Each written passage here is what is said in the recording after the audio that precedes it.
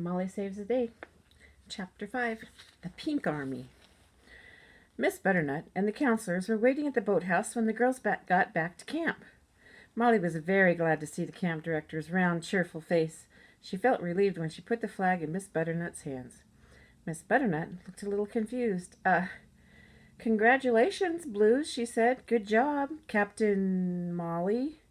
Oh, I'm not the captain, said Molly. Dorinda is really in charge. I see, said Miss Butternut. She looked over at Dorinda, who was sulking.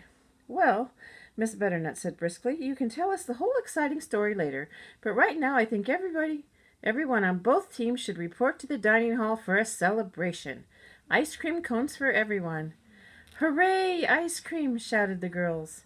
They ran up the hill to the dining hall. As Molly was scooping ice cream into her cone, Miss Butternut said, the counselors and I saw most of what happened, but we don't know why it happened that way. Perhaps you can tell us how it is that you ended up capturing the flag, Molly. Molly didn't know where to begin. Well, she started. Susan hurried forward. I'll tell, she said. Molly really saved the day. She did everything, you see. Dorinda was in prison. Actually, everybody in the Blue Army was in prison, except for Molly and me, because I tipped over our canoe. Then Molly thought up a plan to throw worms on Linda because she was the prison guard, so we could free the Blue Army. We freed everybody, all except Dorinda. Then nobody knew what to do, so Molly thought up another plan. This time we paddled over to Poison Point. To where? Miss Butternut interrupted. She sounded worried. To Poison Point, Susan said. We climbed. Wait, cried Miss Butternut. She jumped up and stood on a chair. She blew a blast on her bugle and waved her arms wildly. Everyone was so surprised they were absolutely still. The dining room hall had never been so quiet. Girls, said Miss Butternut, stop. Before you get your cones, everyone who is at Poison Point, go to the showers immediately.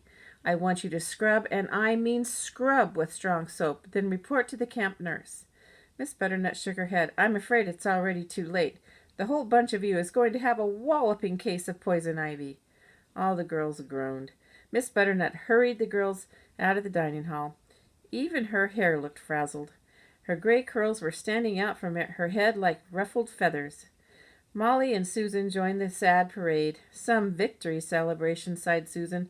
Only the losers get to party.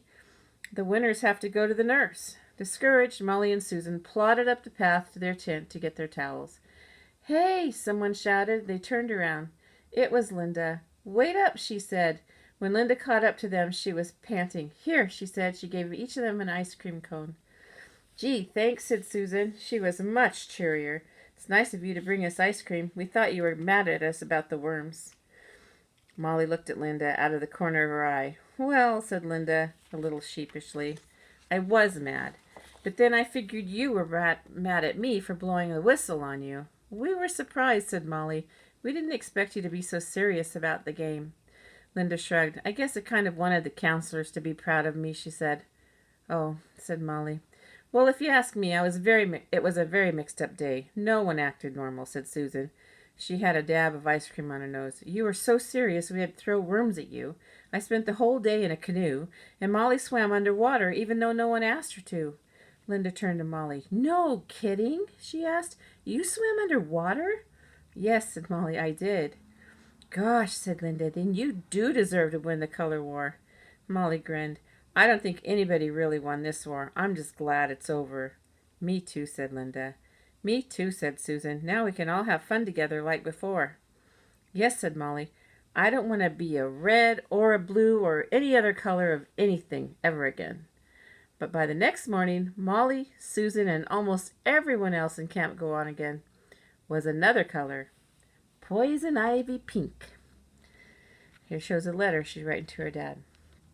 Dear Dad, I am carrying the flag in the Camp Go On Again 4th of July parade. Do you think my face looks funny? Well, it does. I have poison ivy. Just about everyone at camp does. How did we get it? Well, Dad, that's a long story.